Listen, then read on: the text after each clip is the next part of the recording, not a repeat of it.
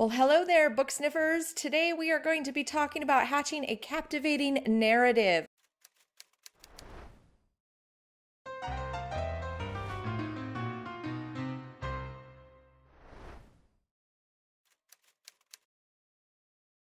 I taught this class recently for the Idaho Writers Guild, and several people asked that I make this lesson available to those of you who are interested in watching it at any time. Without further ado, let's just jump right in. I'm going to talk to you a little bit about how to really be persnickety about your word choice and how that can actually set the stage for a fantastic novel, possibly story, novella, whatever you're working on, something that will captivate your readers, hold on to them, make them loyal fans.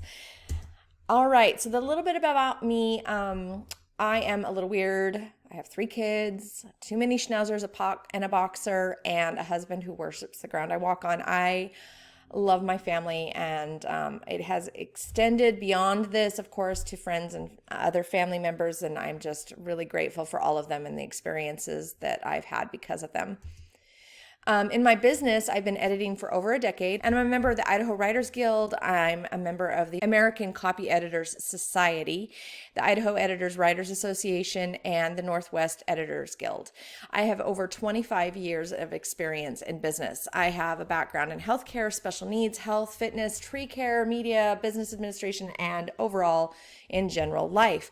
I've been doing a lot of things over a long period of time, which gives me an abundance of useless information in my head, but actually it comes into it is actually quite helpful when I'm editing a wide variety of topics. My business Edits by Stacy was started in 2017, and I've been editing books in horror, fantasy, children's books.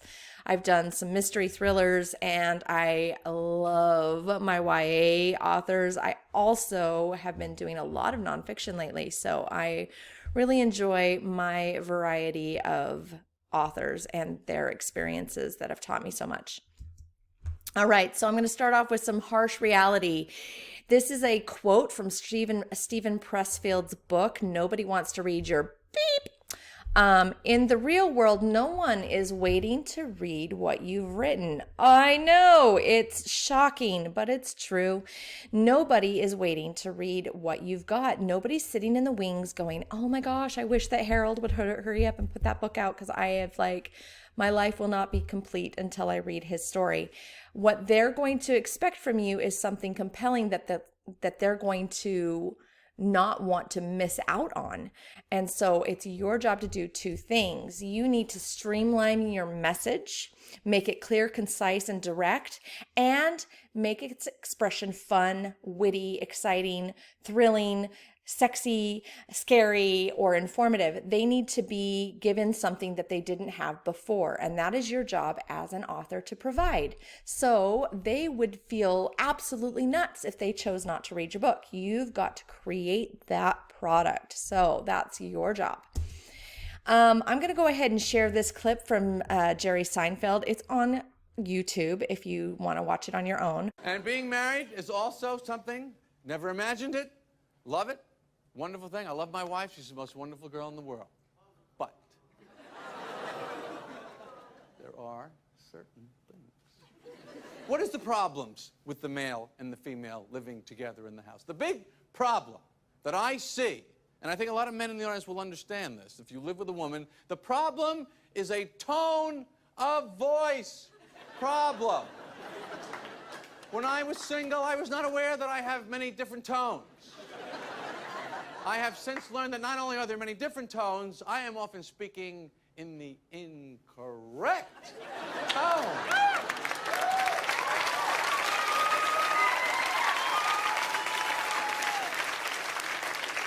My what? Your tone. My tone? Yes, your tone. What tone? That tone. Is it too high, too low, too sharp, too flat? I don't like your tone. You better change your tone. Now, the male tone does change over the course of the relationship. In the beginning, when the male initially pursues the female, we tend to have our voice higher, don't we, in the beginning?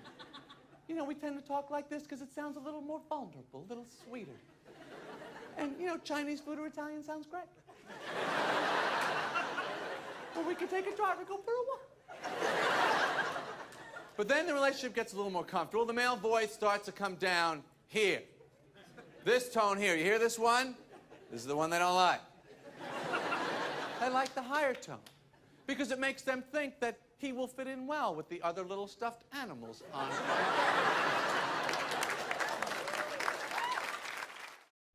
All right, so you can kind of get an idea of what we're going to be talking about as far as tone. The next slide here will show you about 2 definitions of basically of words that you're going to be using. There's the denotation and the connotation.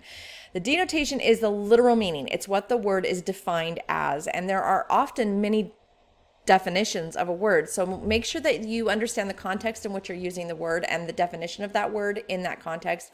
Also make sure that you're using the appropriate word in the appropriate place in your sentence. Sometimes I'll find that some authors will put a word that they think is the correct word, but it might be actually in that form an adverb and needs to be in a different place in the sentence, or it doesn't mean what they think it means in the context that they're writing it. So please pay attention to your definitions when you're using a word. Thesauruses are great, but also you need to make sure that you understand the definition of the word. That's the denotation. Your connotation is actually the idea or the feeling that that word invokes.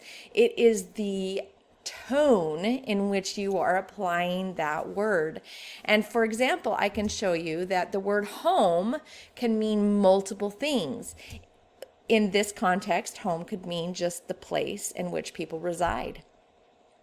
Or it could mean home, like coming home. Or it could mean home. It could mean something completely different to those without one. So keep in mind that you are setting the tone with your words, but you can also create a tone or an emotion based on how you use that word in a particular scene. All right, so tone, the definition of tone is the attitude of the speaker or the writer toward the subject or audience. So tone is conjured through your particular word choice. And when you're choosing tone, I need you to think of 3 things. I need you to think of your audience. I need you to think of your subject or your genre. Please be very knowledgeable of the genre in which you are writing. There are specifications that are required and tropes that are required within that genre. And I'm not going to get into the details of genre specs and what really has to happen in those particular genres because that's a whole other topic. But just keep in mind that your tone is going to be also specific to your genre. And then your purpose, your reason for writing. Keep those 3 things in mind when you're setting the tone.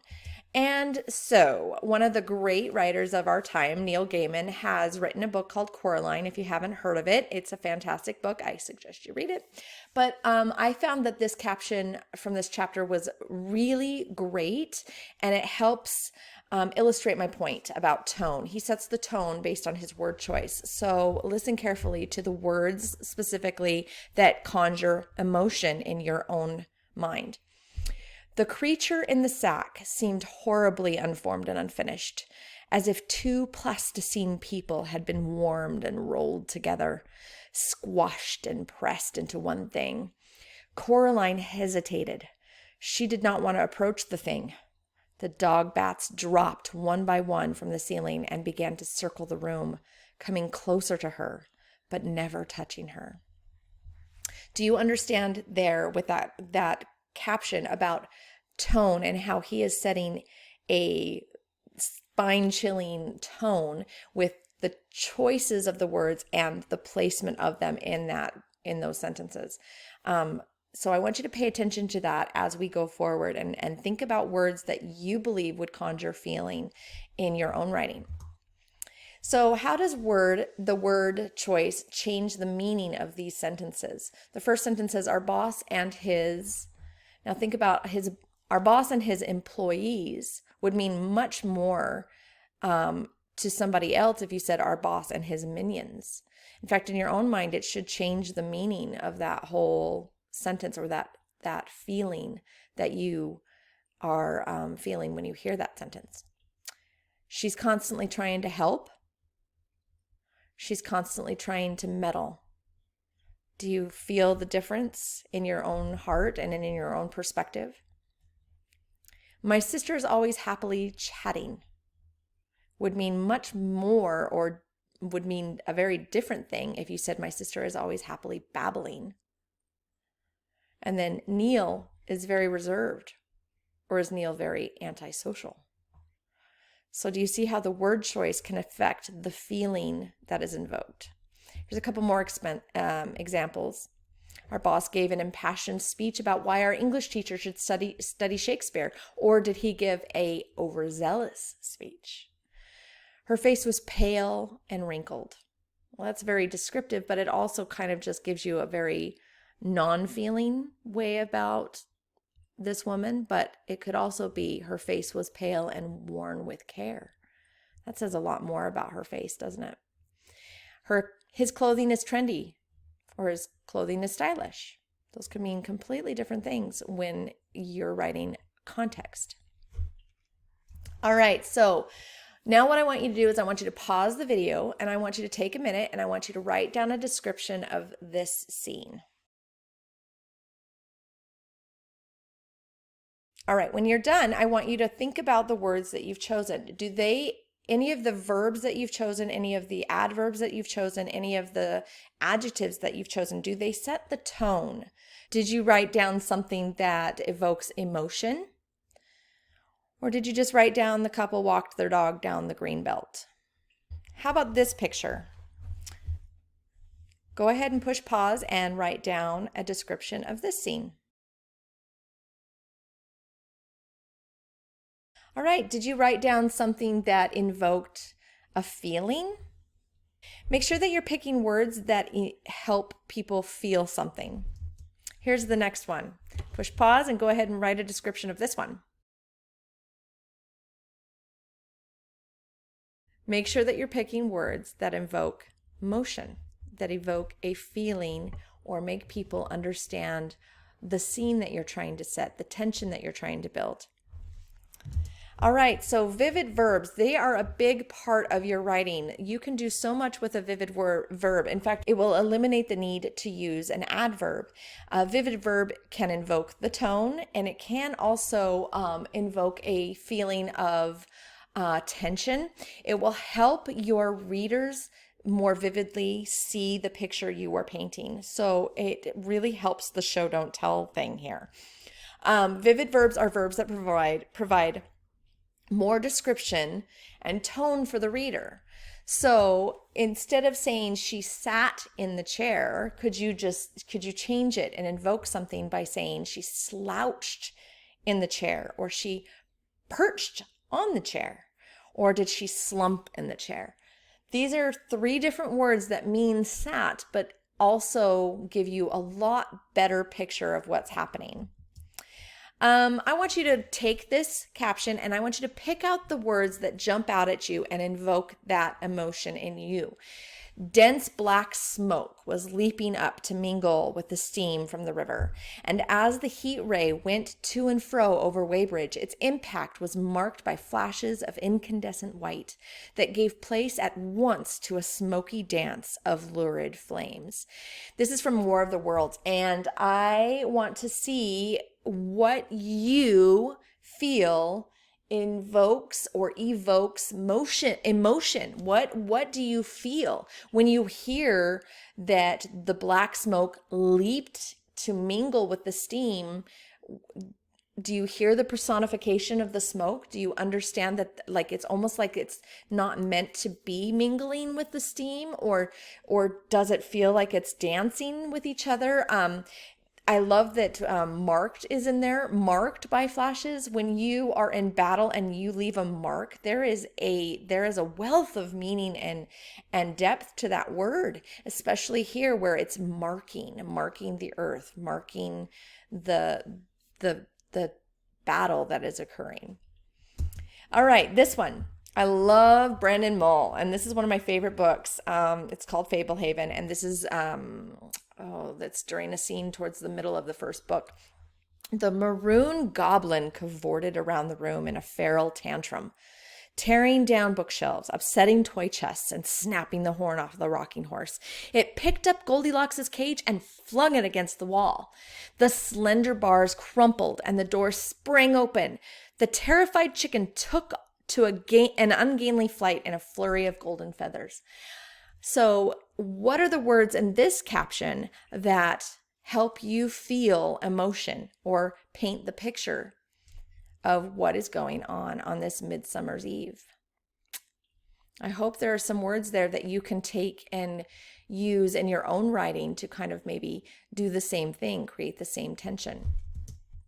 All right, here's another different one. He doesn't use the same kind of vocabulary that Brandon Mull does, but Andy Weir does a really great job evoking emotion in his writing in setting these scenes. And in this particular scene here in The Martian, he, is just kind of frustrated. I rushed over, quickly cranked on the O2, and stuck my head into the neck hole. I'd removed the helmet long ago for easy access to the water.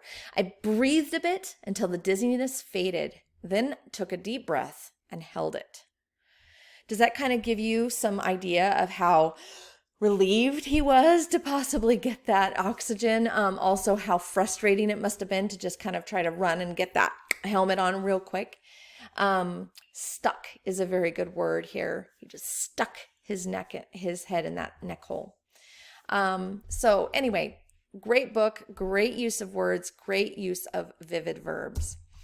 All right, so just in closing, I want to share with you a couple of reviews. My best friend called me yesterday morning and she told me about this review that was written for a book called For Blood and Ash, sorry. I haven't read the book, but it did receive a Goodreads award. And so it has quite a bit of a mixed review. It's a mixed bag of reviews, so to speak.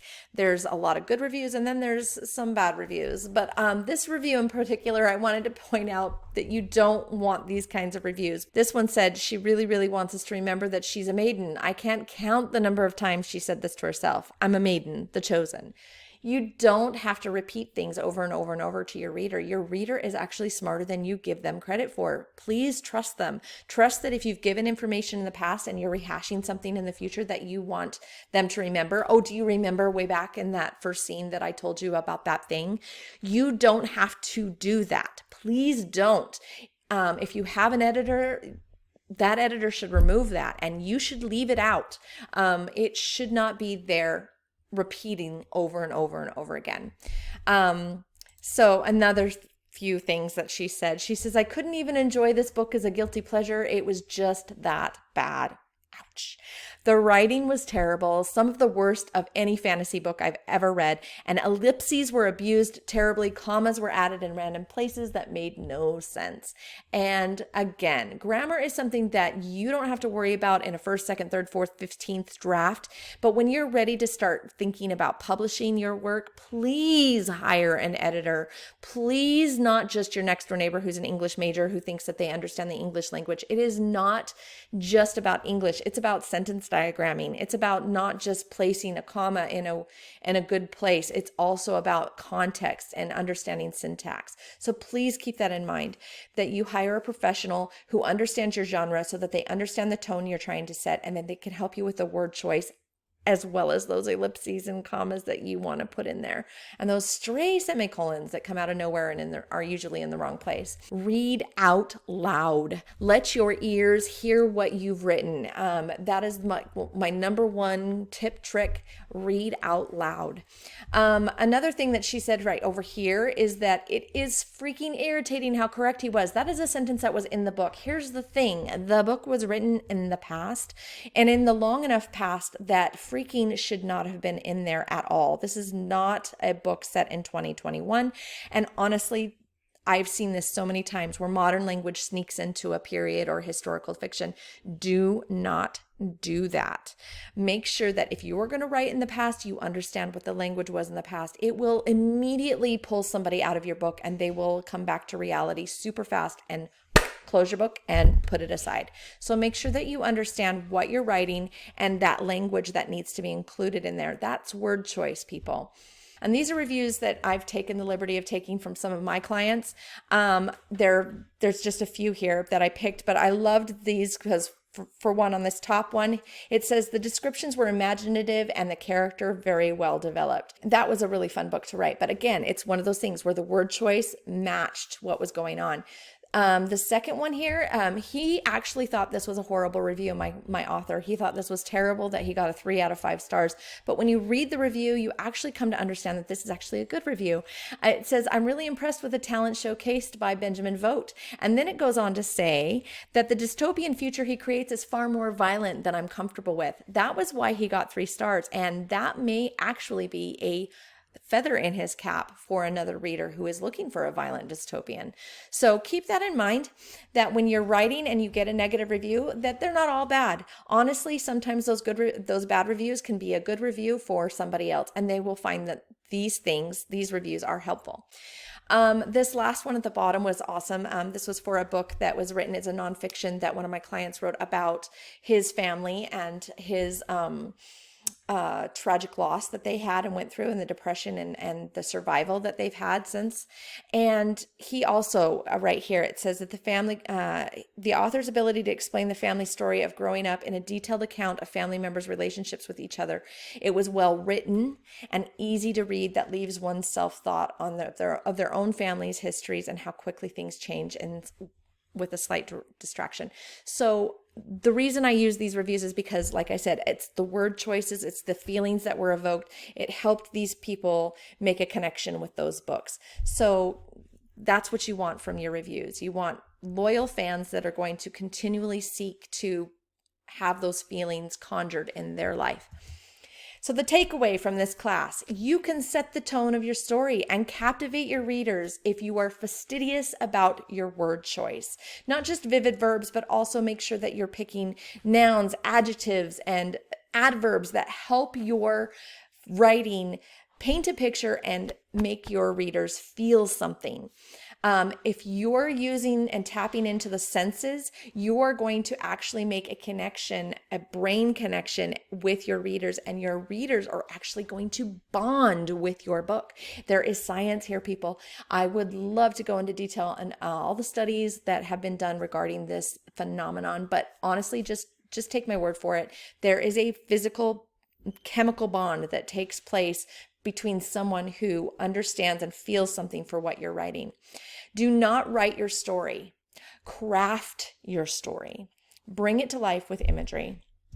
And if you have any questions or you need anything from me, you can always reach out to me. My website is editsbystacy.com. My email, you can reach me through that website. And I'm always here on YouTube with my, whenever I feel like I can get a video out. I also want to throw out here really quick, I'm not getting paid to sponsor these or mention these books at all, but I wanted to mention a few books that I recommend to my clients when I'm talking to them about working on their craft.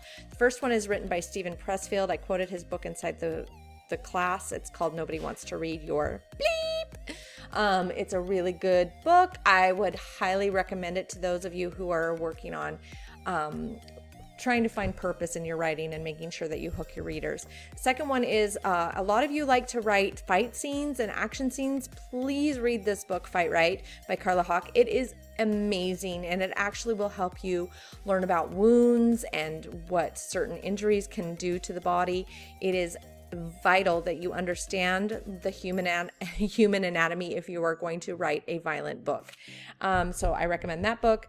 My favorite book to recommend to everybody when writing a book is called The Story Equation. It's written by Susan May Warren. It is super fast read, and I haven't found anyone that has been able to explain in such a clear, concise, direct, fast way how to plot a book and actually get your character to have a reason to move through the plot. So please, if you're writing a story, the hero's journey is essential to that. Please read Susan May Warren's book. This is really a great book. And also, The Emotion Thesaurus.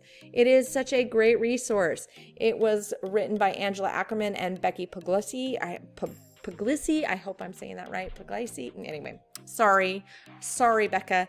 But anyway, yes, this is a great resource. They've written several of these thesauruses, but I really like this one. It is broken down in such an interesting way. If you were going to look up the word inadequate, there are, physical signals of those behaviors, or acute and long-term responses, or signs that those are being suppressed. It is such an amazing book. I highly recommend this as a resource while you're writing in order to help evoke that feeling and pick a good word. If you have any other questions, like I said, reach out to me. I'm here for you. If you would like to continue to see more videos like this, or videos on specific topics, feel free to comment below or hit me up on an email, and like and subscribe, and I will try to get those out in a more uniform fashion.